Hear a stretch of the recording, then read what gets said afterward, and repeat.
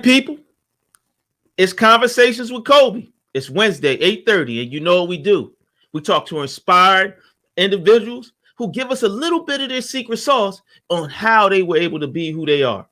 And now we're going to talk to some really dope people about fashion, about their journey through fashion, and what inspires them. Also, we'll get a little bit of intrigue. I shouldn't say intrigue, but anyway, you know these are always corny in the beginning. But we'll get a little insight on how they make those determinations, and maybe they'll give me some fashion tips, and I'll get out of sweatshirts and hoodies. You know, I got one dashiki, but we're going to move on from that. I'm going to bring on these great people that I have from Persona Custom Clothing. We have Derek Robinson and Liz Layton. How are you today? Fine, bro. Yeah, I'm sitting here. I'm looking in your closet already. Like mine, I got a pile of sweatshirts about 10 feet high and some sweatpants. Now they comfortable, but that's all I got. So let's talk about what is Persona, Custom Clothiers, and explain to me what that is. I mean, so in a nutshell, we're, as you say, we're custom clothiers. So we literally create everything primarily for men's, from suits to shirts to footwear, hats, and all of that stuff. And we dabble and dabble a little bit on the ladies' wear side too, but everything literally and truly is full-fledged custom. Okay. And come with ideas and we create it. Explain to people what that means, because like when I saw custom, y'all got into some, like I'm used to custom, like if I get a custom suit, it's cut a certain way, it's trimmed here, trimmed there, maybe a little bit of a different print. But y'all do some other stuff that's interesting. No, custom on our side is literally custom. You're gonna pick out the fabrics, pick out the design, total it, and tell us exactly how you want it chopped up. So our mantra is, you define it, we design it. So you come in, you tell us your vision, and we bring it to life. That's because one of the things I saw was a friend of mine. I actually grew up with him, Mitchell Bailey. He had a dope shirt on, and I've grown up, and that's a very brown brother with a crispy white shirt on, and you can see the pattern. I mean, it looked dope. Mitch has always been on top of his game, but that shirt was fly, and that led me down this journey to Persona Custom Clothing. Well, so explain to us how you got there. Oh, go ahead. I'm sorry. No, I was saying we have to thank Liz for that. So Mitch, I've been knowing Mitch for a few years, so he just essentially reached out and, he wanted to start branding himself. And that's kind of part of what we do as well. Liz here, she's the graphic artist, and the genius behind a lot of those creations. So he basically was like, D man, I want a shirt, but I want the money making Mitch all across it and whatnot. So, passed it off to her. She came up with artwork and the rest is history. We have a lot of guys that come in and they talk about wearing designer brands, and our big thing is in trying to encourage them to wear their own brands, wear who they are. And that was one of the things with Mitch, is he wanted to do his own thing and wear his own brand and promote himself instead. So that's interesting. I'm gonna come back to that because that's important, and I'm gonna ask for some help. As you can see, I want to get out of sweatshirts, but you should. You weren't supposed to agree so effortlessly, but how did y'all come together to create this? Man, I've been in the industry, I don't know, roughly 10 years. I kind of ended up transitioning out of something else. And, I've always been a creative, literally my whole life. So been doing it, like I say, 10 years, moved here from Memphis about, I guess, 8 years ago. And, ran into Liz, one of my Facebook buddies, 3 years ago, and, kind of twisted her arm a little bit to join the team because she's smart. Okay. And since then, man, we've just been getting busy, man, and doing all kinds of crazy things with all these designs and everything, and steadily growing the business. Wow. So I'm a creative too. I was a wedding photographer for 12 years. I got into graphic design about 4 years ago, got divorced and kind of jumped into the real estate market, became a real estate agent just to kind of keep myself and my kids afloat.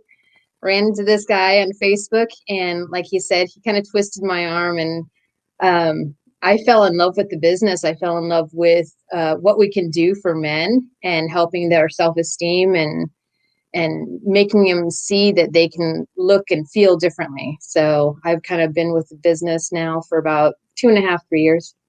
Oh, wow. So I'm gonna stop. I'm gonna ask Liz a few questions because I found something that me and her have a common interest. I'm a sports photographer.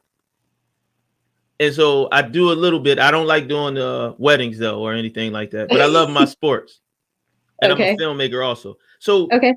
how did those skills, because I'm gonna come back to you, Derek, but how did those skills transition into supporting fashion?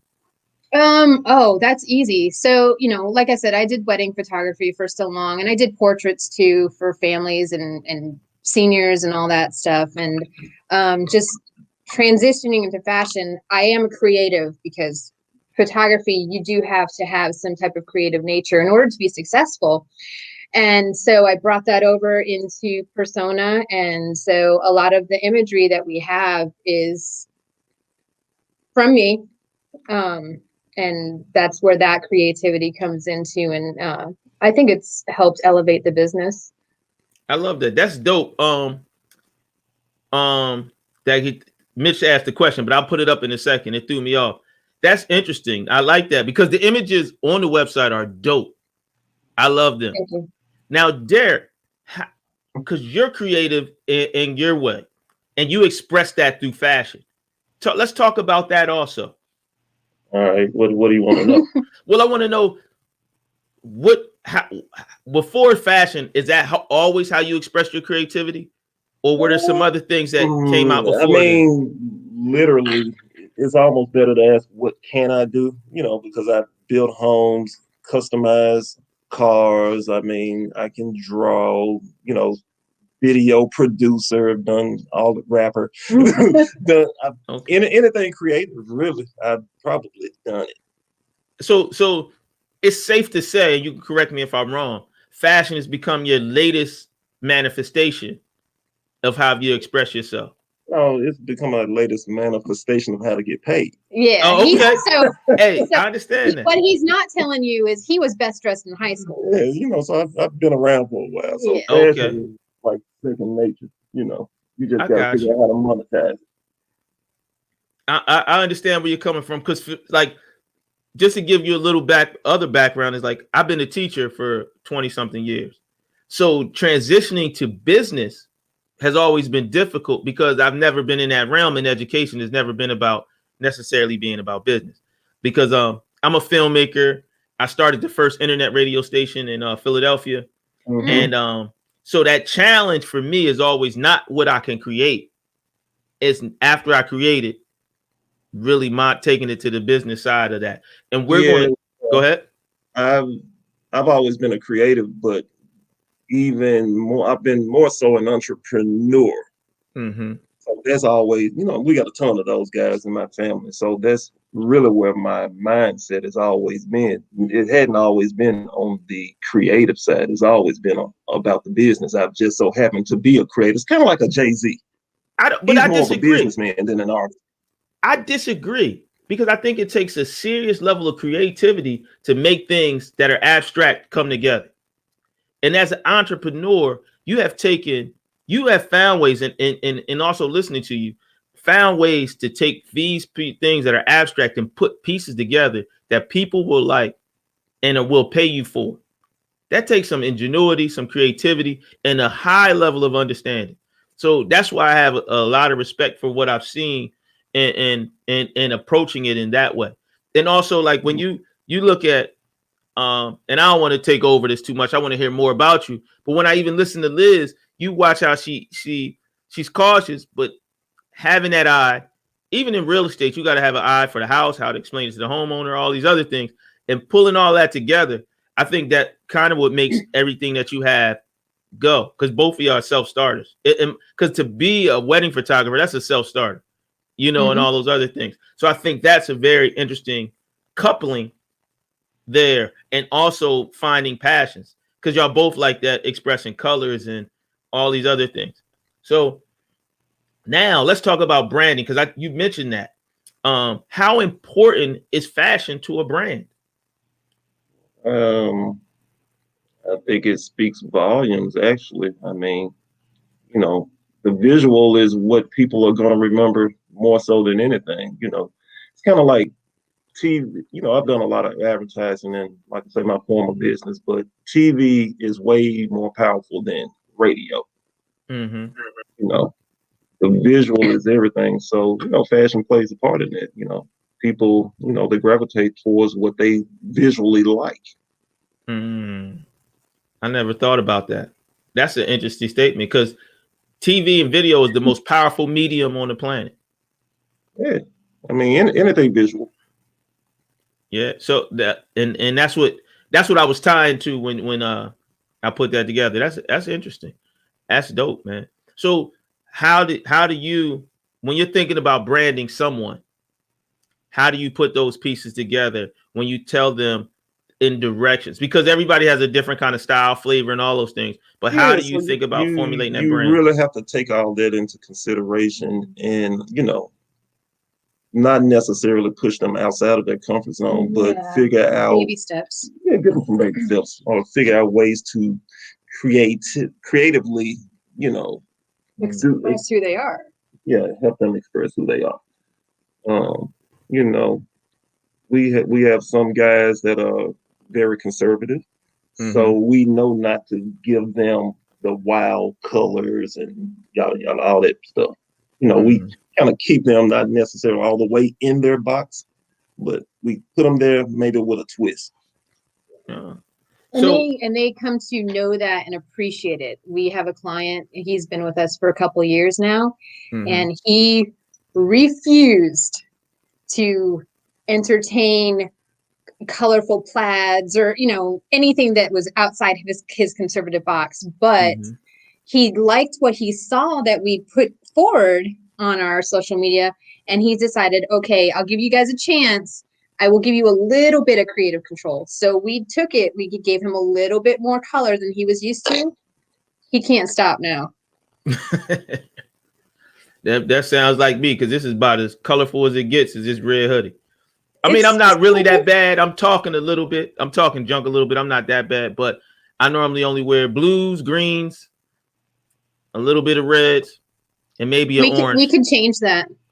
Well, so let's go through. So as if it was a consultation and I came to you, how would you start to evaluate me per se?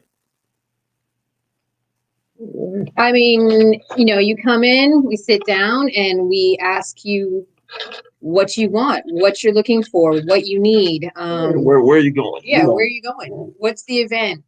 Is this something? Is this a wedding? Is this a business interview? Or is this you are ready to take the next step and change? Or are you wanting to brand yourself? And then we kind of take everything that you take, you know, you say into consideration, and we kind of go from there, and we lay out the options for you, and magic happens. Okay. All right. So that's interesting. Because like my wife is on here hating. She's sending that I got a whole bunch of closet full of gray stuff. So so I'm getting a lot of hate. I'm getting a lot of hate right now. So somebody asked, what types of items are offered for women? Do you cater to women? And if so, how far is the reach in your items? I mean, we could do a variety of things, you know, as long as it's not anything extremely couture. You know, we could probably do it, you know, pantsuits, blouses. I mean, even custom heels, you know, has leather goods as well, because we do a lot of purses and backpacks and, you know, weekenders and duffels and all of that stuff too. So like I say, as long as it's not extremely complex, you know, we can actually handle it most likely. Oh, wow. So I wasn't expecting the women, because most of the things I saw was for I mean, the majority of our client base are men, so you know that's what we truly push. But we do, you know, work with women as well. Okay. So Dag, I just had a brain fart. I had a great question. To me, it was great. But oh, I don't even do this often. So one of the things that somebody said is y'all take a risk in fashion where others won't, right? And so let me come back. I'm gonna come back to that. I'm just saying what somebody mentioned. I think it's more that we can and can't. So we're gonna come back to that question, but explain couture, because I'm like I said, fashion is secondary to me. Explain what couture really means. Couture could be, you know, especially men, we really don't have a lot of that, but women, you know, they might have ruffles and feathers and all kinds of stuff going on. Beads. So everything. A print shirt. A print shirt? That's not couture. Was couture. No. No, I'm messing with you because of the ruffles. You know, you said the ruffles. You know, he keeps them ruffles. Yeah, that's simple. But I'm talking about like the women, the huge curvy sleeves. All that kind of stuff. You know, something the like stuff I see like on Top Model when they walk down and have a lot of that stuff on. Yeah. Where the fashion is just over the top and extreme. Okay. You know, stuff you really won't wear for real. I got you. You. Yeah, see, I'm being honest. I'm being definitely honest here. I see that word a lot, and I think it's thrown around, but I really didn't understand exactly what it meant. So that might have helped a few other people because let's just call it extremely over the top pants. All right. So how does one get fitted, and how important is being fitted properly? I mean, if you're local here in Texas, we of course handle all of that here. But you know, for guys outside of the area, a lot of times we would just send them like our measurement form, and then they'll go to a local tailor or alteration person of some sort and just get it done, shoot it back over to us, and then working out the details of how to order stuff, that's easy because we can do that via FaceTime, text messages, or whatever. So they come in and we have about 23 measurements, I think it is, 23 measurements that we take, everything from the neck down to the calf to the bottom opening. And we take all those measurements and we work with our factory to get the exact fit and look these guys are wanting. Okay. So, because here's something I learned. I didn't know, like, I've been short. Like, I'm short. I'm 5'5", never had a pair of pants that fit properly. And then I started getting them tailored. And so he asked me a question. He said, do you want to break in your pants? Because the first pair of pants he hemmed, my ankles were showing. So I wasn't used to that because I never had that. So he talked about the break, double break, and no break. I guess the reason I'm asking about these questions is because a lot of guys, especially a lot of the people that view the show, also don't understand how important getting your pants fit the right length is. Because I remember when I had my Timbs, I grew up on the East Coast with Timbs. By the time you start wearing them, they had the shredded at the bottom from scraping the ground all day. Yeah, them joints too long. But all of this stuff, man, is honestly a matter of personal preference. Okay. Like a lot of let's say the kids nowadays, especially the ones that go to prom, they like those super short pants that look like capris. We hate it, but that's what they like. But it's a matter of personal preference at the end of the day. Okay. So how much is that like driving fashion? Because the only thing I do know is that Europe and drives a lot of fashion over here. Is that changing? Especially with like what you talking about, customizations and things of that nature. How is that affecting what people are wearing and their personal preferences? I mean, I'm assuming it really does affect it, but man, I personally don't really pay a lot of that stuff any attention. I do what I do and let everybody else do what they do. I think that kind of makes us unique. We don't really follow the fashion trends per se. Maybe the color, maybe the fit a little bit, but other than that, we kind of do our own thing and we go based on what we think and what our clients think, and that's why they come to us. Okay. So I also heard y'all do like measure up events and y'all travel to large cities to do. Talk about that a little bit. I mean, that's just a matter of us, especially if it makes, sense. We pack a few things up and go post up in the city. Like we have something coming up next week in the Carolinas, and then we have another event mid-May in Atlanta, you know. Mm-hmm. So, you know, and I've done stuff there in Philly as well, years ago. But literally, if it makes sense, we'll be in the city. That's easy. Mm-hmm. So I'm gonna ask each of you this question: if you had one article of clothing that you could say would be your favorite, or that identified you, what would it be? Ooh. I mean, you're talking about like one of our personal pieces or Yeah, something, personal. or just anything. I mean, You two. Ooh. I don't know, man. That's not a good question. I got too many It's clothes. because, yeah, we don't discriminate on our clothes. We like it all. I mean, literally sitting here, this is basically his wardrobe in our shop, and they are each different. So it's not like he has a favorite. I don't really Okay. piece. I mean, I like me personally. I like high-waisted pants. Okay. Yeah. I wear it all, but not one particular item. I got you. I don't wear. I like. Oh, my wife says your hat is cute. Thank you. We made it. So the reason I ask, because like I'm coming from my own personal experience too. Certain things indicate a person's not just their style but their personality. So like I like to be extremely comfortable. I really do. So I have like these Nike, these two pair of Nike sweatpants that I think are like the best pants ever. And I wear them as many times as I can. That may sound weird. Yeah, see, and I actually do like to get fly. I do the same thing though. Okay. I wear a lot of Adidas. You know, I wear like all the time. You know, I can jump from a sweatsuit to a real suit. You know, just like that. You know, and feel the same in either one. I think it just depends on the day and what we have going on. I mean, I'm just as comfortable in heels than I am in Adidas. No, that's a high level of confidence, because I know if you get me with some of them what are those halfway boots, those chuckers, I think they're called, with the zip on the side, I might be a little uncomfortable. Really? Why? Yeah, because I don't wear shoes often. Yeah. I don't wear shoes often, and the shoes I do like to wear are like those driving kind of loafers. Mm-hmm. I like those loafers. Not, and here's the story behind it, and I'll move on from this. So when I first started teaching, it was very, very bad. A very bad idea to wear hard bottom shoes to work.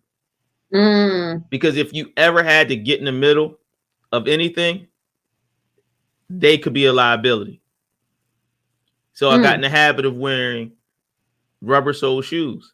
So Kohan is one of my wife is on there hating again. My wife, anyway, so I got Kohans are my favorite. Kohans are my favorite shoe because they're extremely comfortable and I think they look really good. So anyway, now Mitch is throwing all this stuff out. Now, one of my favorite cowboys, and I'm not going to talk about some of the haters that are on this show right now, but one of my favorite cowboys wears one of your shoes. When did you start, or how did you make that connection to transition? And tell him who it is, not me. I'm not going to tell him. I'll let you tell him. You talking about like with Mike? Yeah. Oh, man. I don't know. Just one of my guys here plugged me up a few years ago and literally just called me out the blue, say, "Hey man, come meet me over here. We need to go over and see Mike." And I didn't even know who Mike was. I'm not even a football fan, so I really didn't care. I got you. Yeah, but you know, I've been rocking with Mike. I don't know, maybe about 3 years now. So you know, that's how I got. I got you. I love Michael Irvin. I love the energy. I'm an old school Cowboy fan. He's a great guy. He's a great guy. Oh, awesome. Even the Steelers fans? Even a Steelers fan. Yes.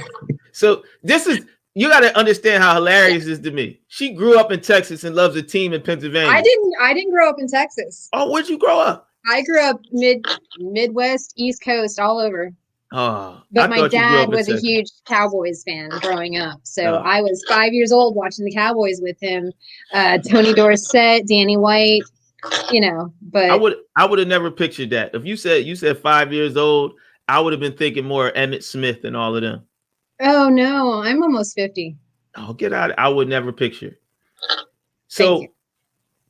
So that's a shame that you went the way of the It's not a Steelers. shame. It's not a shame. Who's got more rings? Uh-huh. Okay. Anyway, Derek. So oh, so you got some Steelers love on here. Yay! So anyway, we're going to come back to the real conversation. But so like and I'm asking a lot of questions. They may seem basic to you, but there's a lot of men that are at my level of understanding fashion, wanting to transition into the game. And then there's a lot of men that are maybe one step below me that need some understanding of that branding or understanding of clothes. Because I normally pick clothes no matter what it is about how they feel when I put them in my hand. Like I only buy Lucky jeans now. My wife hates that too. But because they are the only ones that fit me with an athletic fit and are comfortable. And so I even buy their khakis. I probably got I mean, man, if you have an off the rack brand that fits, buy it. Why not? So I want to understand, like now, to take this on because we got a few minutes left before we go, and I got some other questions to ask both of you. How does a man say like me? I have maybe 2 suits. I have maybe 5 pair of slacks and a bunch of khakis that I normally do other stuff in. How does he start to brand himself slightly differently and to create his brand or recreate his brand? Maybe you add a few additional pieces. You don't even have to buy full suits all the time. Maybe you just buy a few, especially if you already have separate pants and whatnot. Get you a few blazers and add some shirts, but wear the stuff more consistently. So people can start getting accustomed to seeing you like that. That's really what branding is. People have to always see you. Okay. You can't wear your suit one time and think you branded yourself. That's not gonna work.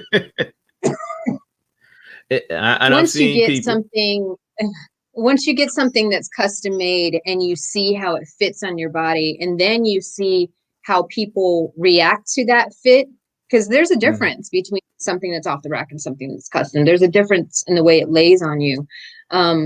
Once you see that and once you feel that, it kind of, I don't want to say becomes an addiction, but you want more of that. Okay. So I was recommended to get it to get fitted and get a pair of Persona Custom jeans. Yeah. I heard they were the T. So that must be from Mitch. Yes, definitely was. So just to give you history, because he's on here, we've known each other. I'm a little older than him, but I've known him since we were I was a freshman in high school. He was in middle school. Then we went to Cheney together, and we lived on the exact same floor, maybe 2 rooms down from each other. Oh, wow. So we grew up together. We became men together, and we've been friends, for life. And he's always stepped his dress game up. And he's always a good dude. That's one thing I always say about Mitch. Definitely a good dude from beginning to the end. Oh, and he's been trying to get me to fix my clothes and everything for a long time. So maybe I'll take his advice. When you go into anything custom, where do you start? Like, say it's a shirt. Give me an idea, like the shirt possibly for Mitch. How did you start the thought process in getting into that? Well, the one Mitch literally came with the idea. We just manifested. Mm-hmm. Oh, okay.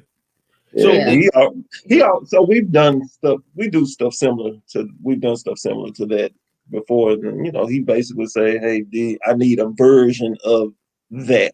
I mean, and literally, you can do that with anything. I don't even care what the brand is or who the designer is. Mm-hmm. We can make a variation of anybody's stuff. Oh, okay. You know, so you might like Gucci, Louis, whoever, whoop de whoop. You don't necessarily have to get anything with all their logos all over it. You can actually create your own thing. Yeah, put your own brand on it. And that's a big deal, and that's important now. So, do you get the opportunity to even check out fabrics and all those other things to add to it? I mean, we do, or we create the fabric. Like Mitch's fabric, that didn't exist. We had to create that. So explain to me creating a fabric. Like the more we talk, that's interesting. To you, it seems matter of fact, but it's like this. Like I shoot film and videos, and I'm pretty sure Liz can tell you. Like even this shirt that I have on, this fabric technically doesn't exist. Oh, this is our design, so we had the fabric made. Wow, that's mind blowing. Like you just seem so matter of fact about it. Like it's what we do. But it is what we do. I mean, we are a lot different than other custom tailors, custom clothiers, because we have the capability to literally make our own fabric, whether it's for a shirt or a suit. We can do it. Yeah, that's a big deal. Like to me, it's like boing. And he's sitting there saying, well, I mean, we just make our own fabric. It is a huge deal because that takes, as I'm thinking about it and I'm processing these things in my mind, that takes a whole nother level of ingenuity and thought process and expertise that I truly appreciate and also value in understanding being a custom clothier. You know, because that takes it to a whole nother level. Like my favorite material is poplin. Because it's extremely soft in my skin and it's comfortable and it's breathable. But you can't find like a poplin dress shirt. You know, I mean, we can make them in the coat. See, you talking my language. I'm getting excited. My mind's starting to work. That's easy. So my friend is asking, are they manufacturers? Jocelyn, no, they're not manufacturers. They are a custom clothier. They just have the ability to create their own.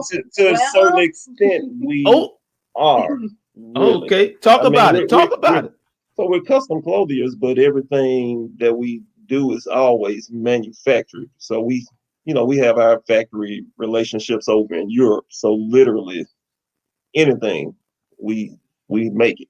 You know, we're not necessarily sourcing all the fabrics all the time.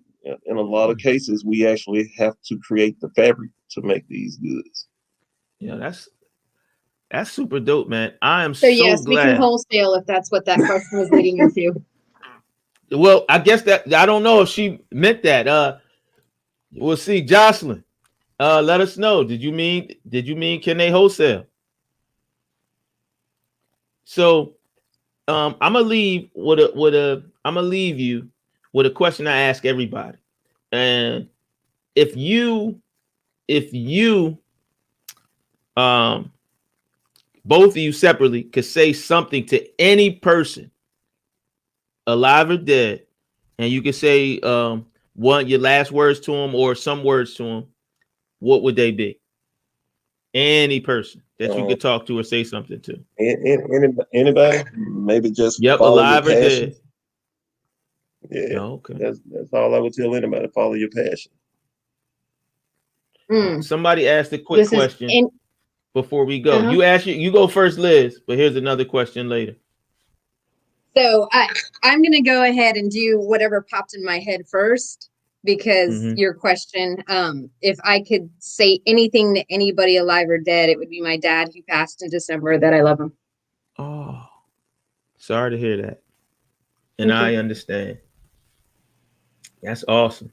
I normally would let you go now, but she has a quick question. And I thought this was good because it's the main purpose of the show. Do y'all have any advice? She has a young, inspired designer. I don't know. Maybe they, we don't sell. We use factories for all of our goods. So it probably really would depend on what they're trying to do. But really, they just need to start creating whatever it is and putting it out there, so they can gauge the response on it and constantly trying to better their craft. And definitely try to learn the business side of it too. it's, you know, it's cool to be the creative, but you definitely need to understand the business side of whatever it is you're trying to do. If you don't have one without the other, it's not going to work. Well, listen, I truly appreciate you. I thank you so much for coming on to the show. We're going to say goodbye to everybody. Like I said again, I really appreciate you and thank you, especially on short notice. Thanks and for having hopefully us. we can get on again. Yeah, man, holler at us, man.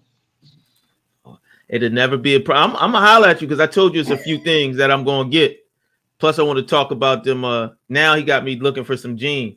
I'm gonna close this so we could talk about this before my wife says something on here starts hating again. But thank you again. See you later, everybody. Conversations with Kobe every Wednesday at 8:30. Thanks, Kobe. All right, appreciate you, man. Oh, you're welcome.